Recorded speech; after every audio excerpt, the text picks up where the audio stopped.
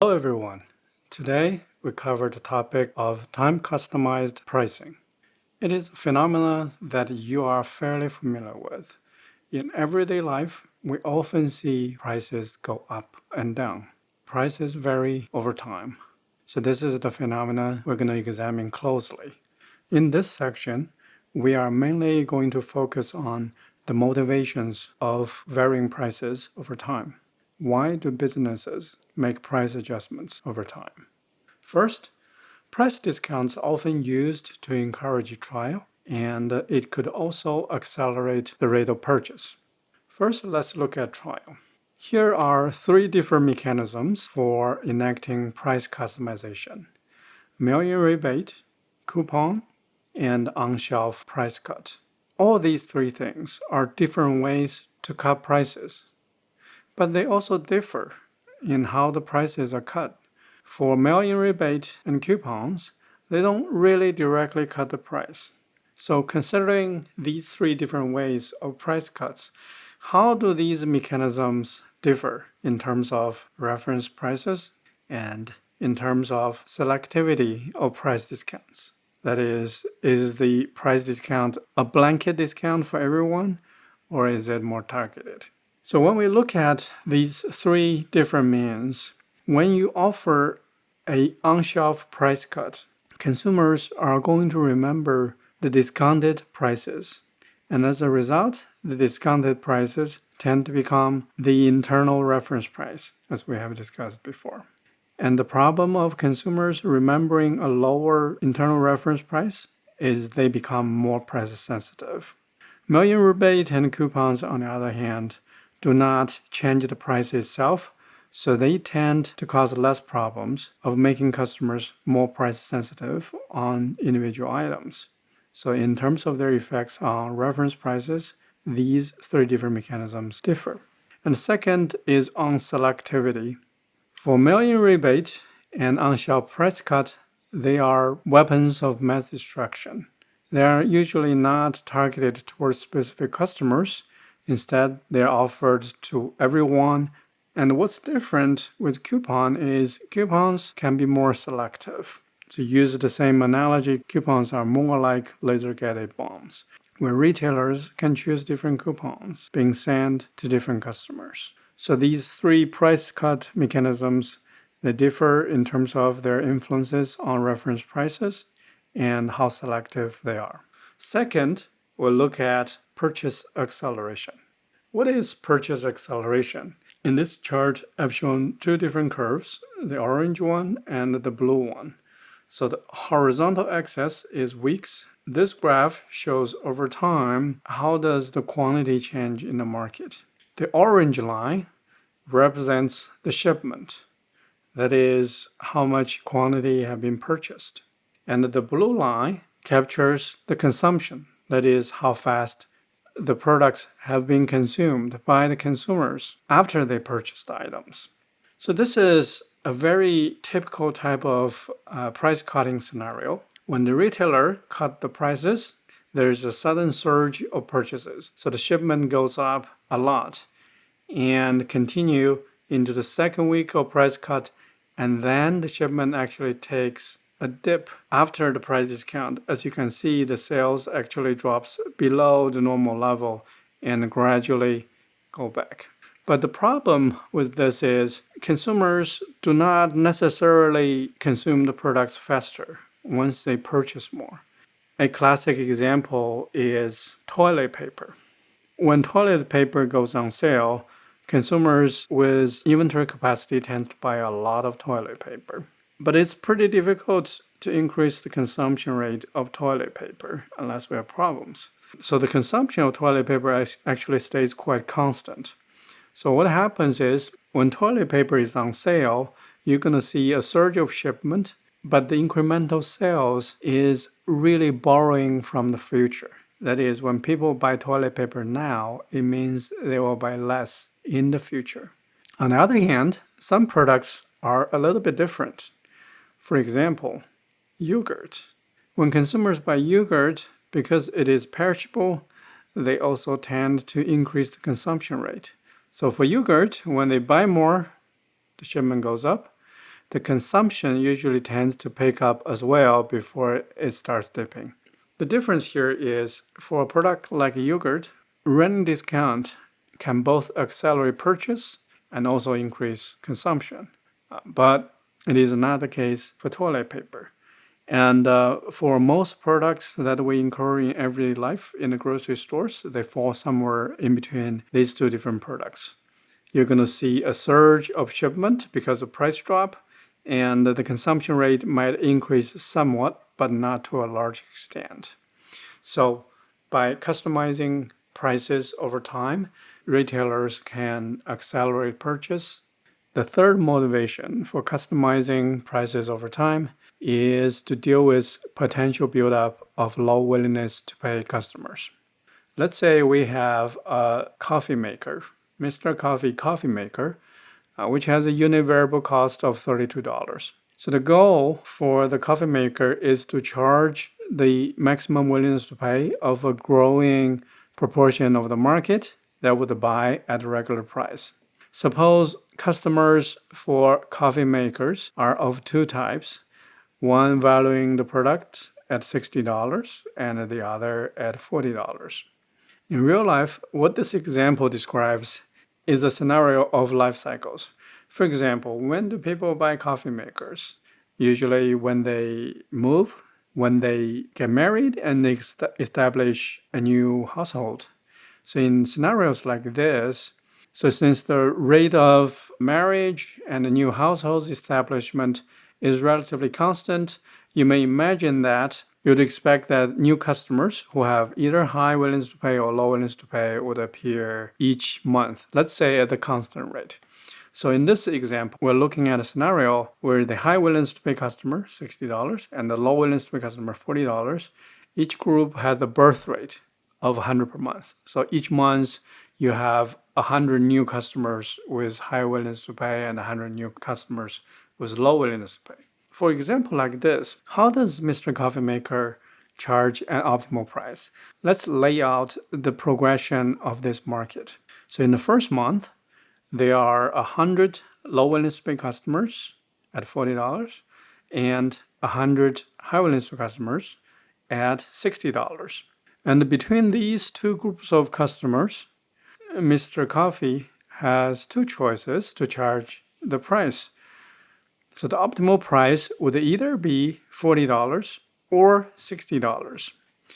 And when we deduct the variable cost of $32 from these two price levels, we can see that at $40, the profit margin is 40 minus 32 times the demand of both high willingness to pay and low willingness to pay customers, because the price of 40 is at or below both groups' willingness to pay.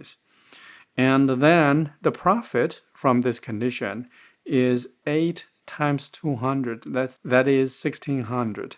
If we charge the price of $60, only the high willingness to pay customers are going to buy the product. So it's 60 minus 32 times 100. And in this case, the profit would be $2,800. So $2,800 is higher. Therefore, the optimal price for Mr. Coffee in the first month is $60, and the profit is $2,800. That's for the first month. Remember, during this month, the high willingness to pay customers have been served. What happens in the second month? The low willingness to pay customers would aggregate. Remember, we have 100 more each month. In month 2, 100 plus 100 low willingness to pay customers, and then you have again 100 new high willingness to pay customers. Again, we compare the two different possible price levels at the willingness to pay levels, either $40 or $60.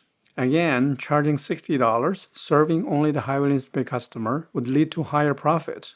So in month 2, the optimal price is again $60 and the profit is $2,800. As you have noticed, the low willingness to pay customers keep building up. In month 3, we have 300 low willingness to pay customers and still just 100 new high willingness to pay customers. And if you plug in the numbers, you'll see that in this month, the profit from charging $40 and serving a total of 400 customers actually leads to a higher profit of $3,200 as compared to $2,800. Therefore, in month 3, the optimal price is $40 and the profit is $3,200.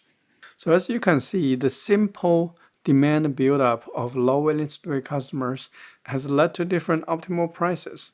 And then the cycle would continue. If I graph the situation of the prices over time, this is what it looks like. So this is months 1, 2, 3, 4, 5, 6, and this is the price level. So you would charge a high price level in the first month, high price level in the second month, both at $60. And in the third month, you drop the price to 40 because this gives more profit. At 40, you would clear up the market. So the market restarts. Month 4 is the same as month 1. You have 100 high willingness to pay customers and 100 low willingness to pay customers. The optimal price is again 60. So again, we go through month 4, 5, and at month 6, it's another time to drop the price. So we see these price cycles simply because low willingness to pay buildup can lead to optimal price cycles over time. The fourth motivation for changing prices over time is what we call peak and off-peak load pricing. The situation here is fairly straightforward to understand given that we have gone through how to calculate the optimal prices based on the demand function. Here are two different demand functions. During peak time, the sales of tickets is equal to 150 minus price. During off-peak time, the sales for tickets is 150 minus 1.5 times price. So the only difference here is at off-peak time, customers are more price sensitive. So each unit price increase would lead to more drop in demand, minus 1.5 instead of minus 1 times price. So simply because peak and off-peak has different demand functions, we'll see that assuming the same variable cost, so the optimal price is $100 in the middle. And for the off-peak situation, between 100 and 50, the same variable cost, and the optimal price is in the middle, it's $75. So because peak and off-peak, we have different demand functions, we would see different optimal prices. Put it in the perspective of time customized pricing, what we observe is basically price varies when it's peak and versus when it's not peak. Next, we look at a slightly different scenario. It's again, you have peak and off-peak load, but we are looking at how you may be able to charge different prices at different times to shift the demand around. So in this table, we have two different segments, professionals and leisure travelers, and each segment has 100 customers. We have the willingness to pay from these segments. For professionals, they are willing to pay $1,000 for day flight and only $100 for red-eye flight. Because it's a business trip, they really don't want to go for a red-eye flight. In comparison, leisure travelers are willing to pay $600 for day flight, but they are okay with red-eye, so they are willing to pay $400 for red-eye flights. So for these situations, if we charge a single price in this market, what happens is we have 4 different possible price levels to charge based on the willingness to pay. So we can charge 100, 400, 600, and 1,000. So you can do a comparison here. We can see that in a one price scenario, assuming there's no variable cost, if we charge $600 for both day flight and red eye, we'll receive 600 times both segments, 200. That is $120,000. And because we charge $600 for both flights, it's higher than the willingness to pay of either segment for red eye. So the red eye would have 0 demand, and both segments would go for the day flight. If we can charge different prices for the tickets at different times, what do? If we charge two prices, then we could charge $1,000 for the day flight and $400 for red eye. So, because $1,000 for day flight is higher than leisure travelers' $600, leisure travelers are not going to go for it, but the professionals are going to choose the day flight. On the other hand, we charge $400 for the red eye. Professionals have willingness to pay lower than $400, so they are not going to choose it. And then leisure travelers are going to fly red eye. So by charging these two different prices, we are shifting the demand around at different times. Professionals go for day flight, leisure travelers go for red eye. And the total profit would be 1,000 times 100 plus 400 times 100 without considering variable cost. The total profit would be $140,000. And this number is much higher than the $120,000 that we can receive by charging only one price.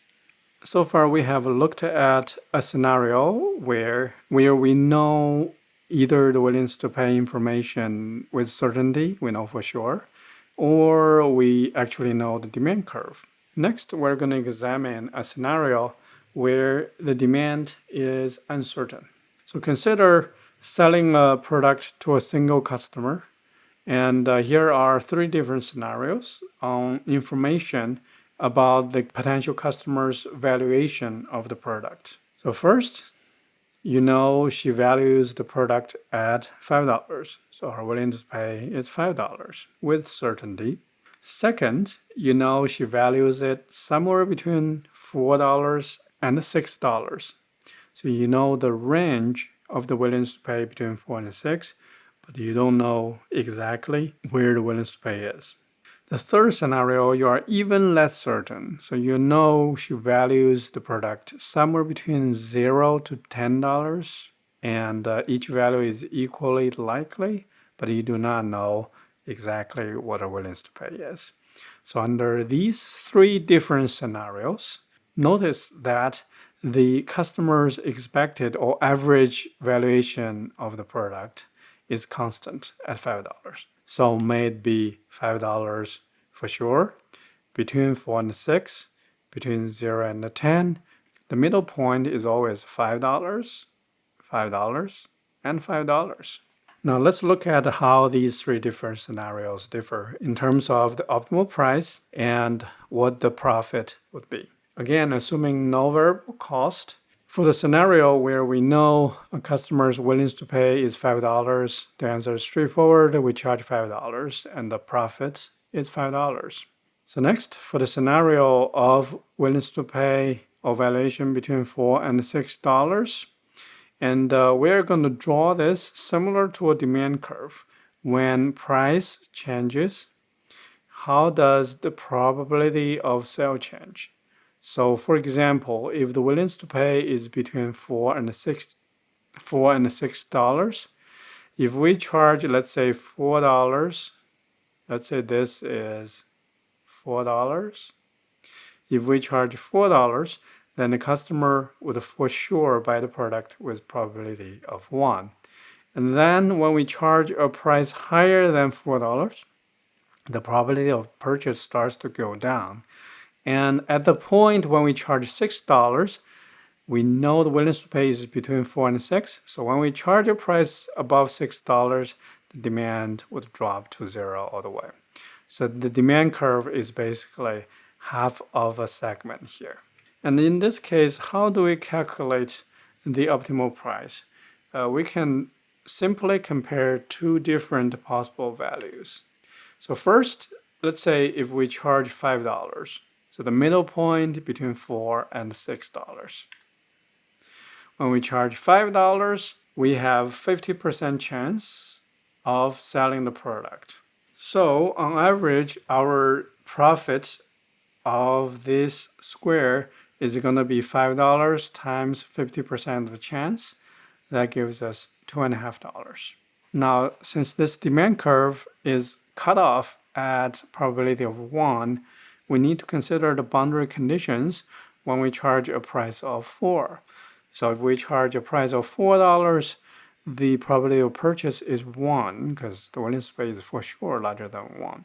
So in this scenario, the expected revenue or profit from this is $4 times the probability of 1. So the size of this is actually $4 is larger than 2.5 that we have calculated earlier. So in this scenario, the optimal price is 4 and the expected profit is also $4. So keep that in mind. Now let's look at the scenario where we are even less certain about the willingness to pay, where it's between $0 and $10. So again, this is the probability of sale as a function of price. When we charge $10, it's going to go above the willingness to pay, so the demand would be 0 here. When we charge $0, the demand would be 1, so the probability of purchase is 1.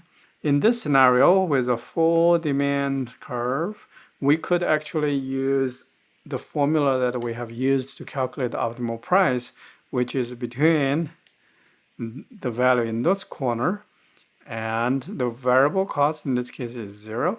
So it's actually $5 is the optimal price here, and the probability of purchase is 50%.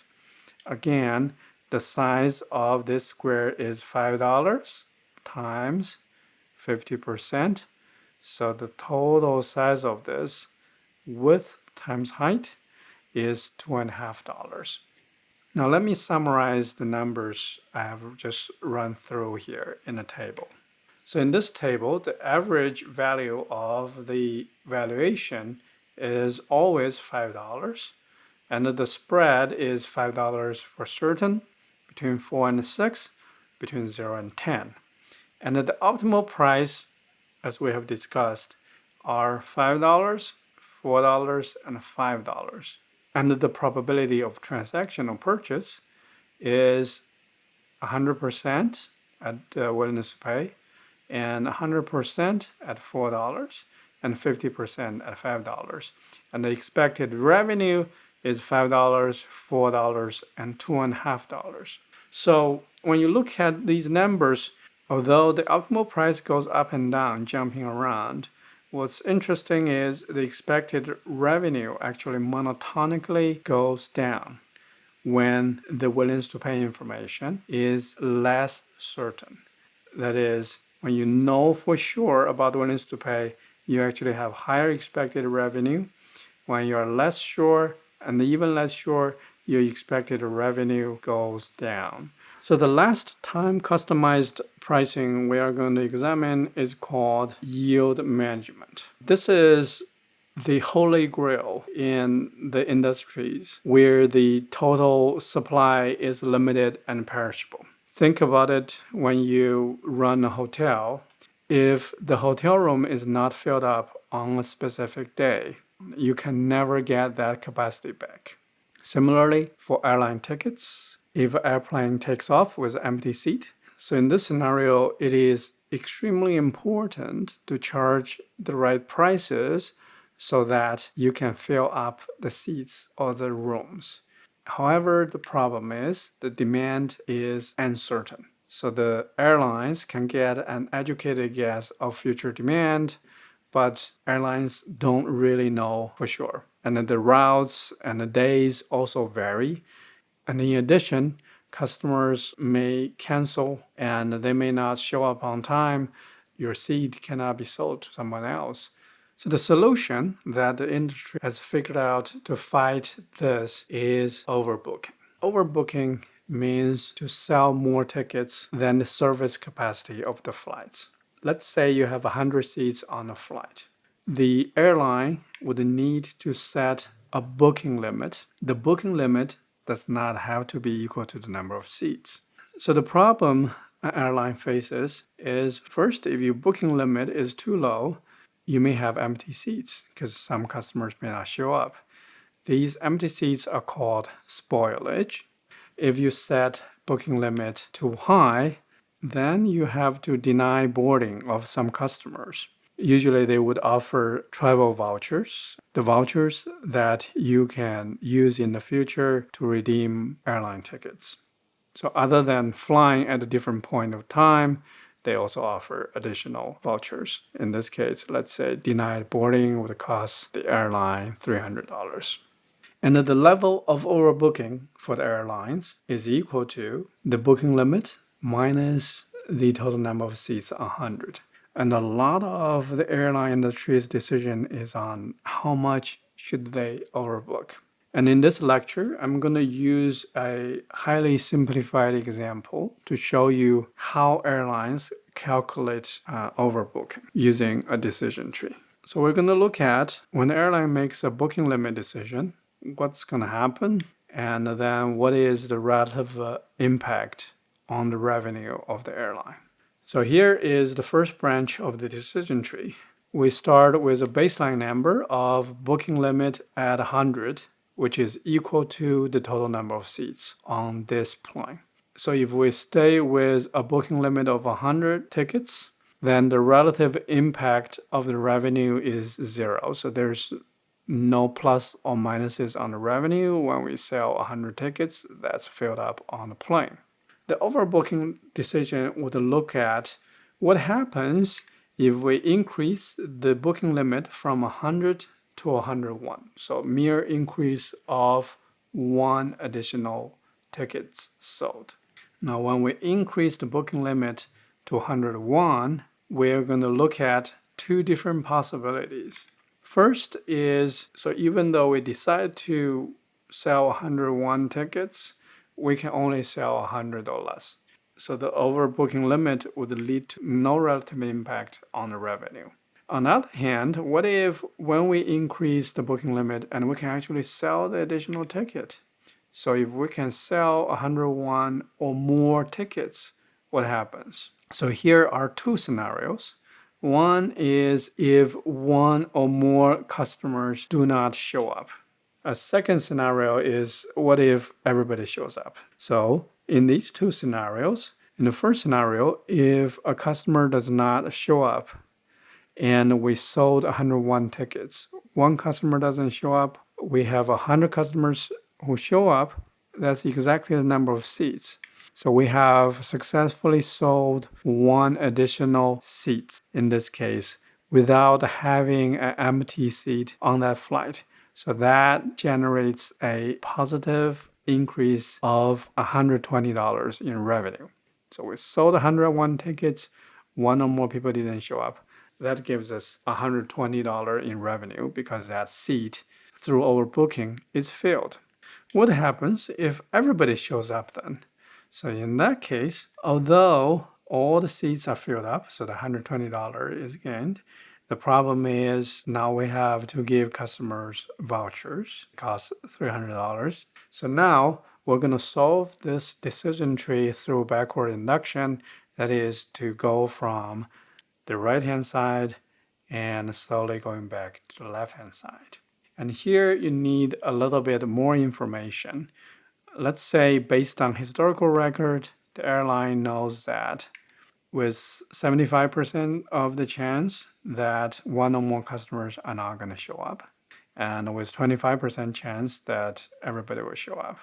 Similarly, the airlines also know that there's 50% chance you cannot sell more than 100 tickets, and there's 50% chance you can sell 101 and more tickets. So the calculation for this decision tree goes 120 times 0.75 plus minus 180 times 0.25.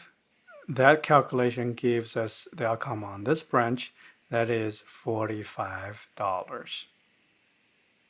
So now we go further up. So we have $45 times 50% plus $0 times 50%. That would give us the expected outcome on this branch, that is $22.50. Now we compare $22.50 versus 0. So 22.5 is larger than 0. Therefore, this branch gives us higher revenue than this branch. Now, given that this branch is better, this wins. So the airline in this case should increase the booking limit from 100 to 101. The airline in this case would solve the problem sequentially. Next, the airline would set the booking limit as 101 and then decide whether it's better to increase the booking limit from 101 to 102. The decision tree would continue like this until the lower branch no longer gives a higher expected revenue than the higher branch. That is, until the value comes out of here becomes negative comparing to 0. That's when the airline stops increasing the booking limit. So of course, this example is fairly simplified. Hopefully it gives you a direct sense of how overbooking is done. Let me quickly summarize. So you can categorize these 7 different motivations based on the information we have about demand, whether the demand information is known or limited. So when the demand information is known, we can look at whether the time variation of prices, whether it's driven by time or not driven by time. So we have 3 different motivations not driven by time. They are trial, purchase acceleration, and potential buildup of demand.